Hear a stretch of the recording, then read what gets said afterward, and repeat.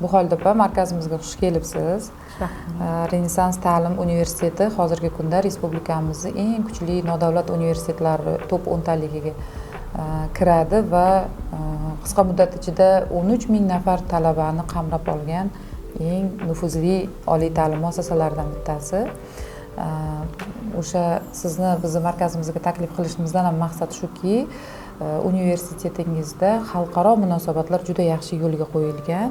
Endi bugungi ta'limning tendensiyalari bitta yo'nalishini biri bu ilg'or xorijiy tajribalarni o'zimizning milliy ta'lim tizimimizga tatbiq etish va bizni bugun aynan qiziqtiradigan o'zingiz boshchiligingizdagi Finlandiya laboratoriyasi. Gulasal, bergan savolingiz uchun rahmat. Bizni universitetimiz Renessans ta'lim universiteti 2022-yilda tashkil topgan. Hozirgi kunda universitetimizda 3 ta fakultet va 10 ta kafedra faoliyat olib boradi. 13 mingga yaqin talabalarimiz bor. Talabalarimiz 34 ta yo'nalish bo'yicha o'qiydilar. Shuningdek, 2025-yil 15-noyabrda Renessans ta'lim universitetida Finlandiya ta'lim laboratoriyasi tashkil etildi. Bu laboratoriya O'zbekistondagi ilk tashkil etilgan laboratoriya hisoblanadi. Maqsadimiz ta'limdagi islohotlarda faol bo'lish va xalqaro tajribalarni O'zbekistonga olib kirish va ta'limni sifatini oshirish. Finlandiya ta'lim laboratoriyasining asosiy maqsadi Finlandiya ta'limini o'rganish, tahlil qilish va uni O'zbekiston ta'limiga moslashtirish. Shuningdek, laboratoriyamizda o'qituvchi va professor o'qituvchilarni kasbiy rivojlantirish kurslari ham tashkil etilgan. Shuningdek, laboratoriyamizda Finlandiya tajribasi bo'yicha olib borilayotgan ilmiy tadqiqotlar o'rganiladi, tahlil etiladi va ekspert sifatida xulosalar beradi. Buxoyda opa, hammamizga ma'lumki, hozir hamma sohalarda xorijiy tajribalar juda ommalashgan, jumladan ta'lim sohasida ham. Aynan o'qituvchilarni kasbiy rivojlantirish bo'yicha biz hozir Buyuk Britaniyaning ta'lim dasturlariga asoslanyapmiz. Endi Finlandiya davlati bu ta'lim sifati bo'yicha eng yetakchi, birinchi o'rinda turadigan dunyo bo'yicha davlatlardan bittasi. Lekin laboratoriya deganda ko'z oldimizga fizika, biologiya, shunga o'xshagan fanlar keladi. U yerda nimadir tajribalar o'tkazib, natijalar olinadi. Ta'lim laboratoriyasida nimalarni o'rganish mumkin?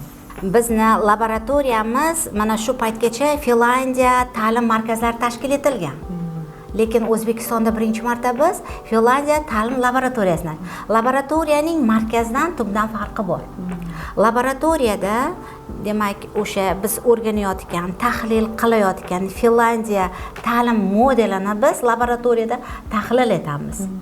O'rganamiz. Har bir yo'nalish, hozir bizda 4 ta yo'nalishni qamrab olganmiz: maktabgacha ta'lim, maktab ta'limi va oliy ta'lim. Shuningdek, ilmiy tadqiqotni ham qamrab olganmiz.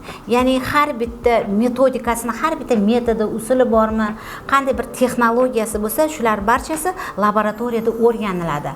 Ya'ni bizda laboratoriyamizda yetuk olimlardan tashkil etilgan ishchi guruh bor. Shu ishchi guruh bu metodikalarni o'rganib chiqadi va uni O'zbekistonga to'g'ri keladimi, yo'qmi, buni tahlil qiladi va kerakli o'rinlarni o'zbek ta'limiga moslashtiradi. Ana shunisi bilan farqlanadi.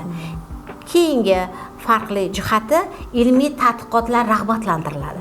Ya'ni mana shu paytgacha mana barcha xalqaro tajribalar bo'yicha ilmiy tadqiqotlar, dissertatsiyalar, ilmiy maqolalar yozilgan bo'lsa, bilasizmi, tadqiqotchilarimiz maqolamni qayerda tahlil qilsam ekan, qayerda bir ko'rsatib, bir ekspertizani o'tkazsam ekan degan savolga keladi-da. Aynan shu vazifalarni bizning laboratoriya amalga oshiradi. Ya'ni o'sha yozgan ilmiy maqola bo'ladimi, dissertatsiya bo'ladimi, uni olimlarimiz yordamida, ishchi guruhimiz yordamida tahlil qilinadi, o'rganiladi va ekspert xulosasini beradi. Shunisi bilan farqlanadi. Va aynan bular hammasi Finlandiya tajribasi asosida yo'lga qo'yiladi. Bu holda bu juda qiziq albatta. Endi siz yuqorida o'zingiz ta'kidlab o'tdingiz, Finlandiya laboratoriyasi bir qancha kurslardan iborat. Unda o'sha talabalardan tortib pedagoglar ham tajriba almashishlari mumkin. Ya'ni qisqa muddatli kurslaringizda ular Finlyandiya tajribasi bo'yicha o'qishadi. Bu kurslarning bitiruvchilari qanday yangi malakalarga, ko'nikmalarga ega bo'ladilar? Rahmat bergan savolingiz uchun. Bizni Finlandiya ta'lim laboratoriyamizda qisqa muddatli kurslar, shuningdek 288 soatlik mo'ljallangan kurslar tashkil etilgan. Bu kurslarda biz albatta birinchi o'rinda qiladigan ishimiz o'sha o'qituvchilarni kasbiy rivojlantirishni qo'llab-quvvatlaymiz. Ya'ni ularga xalqaro tajribalarni o'rgatamiz. Xalqaro tajribalarni bilish va uni amalda qo'llash bugungi zamonaviy o'qituvchining eng kerakli bo'lgan kompetensiyasi hisoblanadi. Shuningdek, biz ularga Finlandiya ta'lim falsafasi asosida ta'limni olib borishni o'rgatamiz. Birinchidan. Ikkinchidan, Finlandiya ta'lim tamoyillari asosida fanlarda darslarni o'qitishning metodologik yo'nalishlarini o'rgatamiz.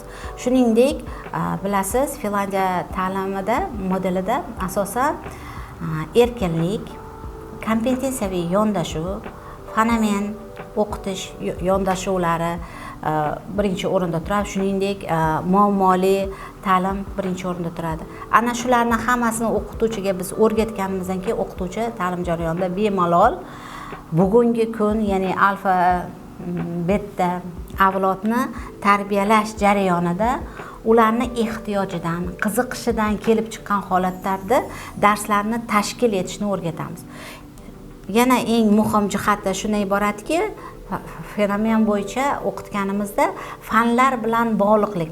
Bitta darsni o'zida, bitta mavzuni o'zida kamida 4 ta 5 ta fanlar bilan bog'lab bilim berish yo'nalishlarini o'rgatamiz. Bunday kompetensiyaga ega bo'lgan o'qituvchi menimcha zamonaviy darslarni olib bora oladi.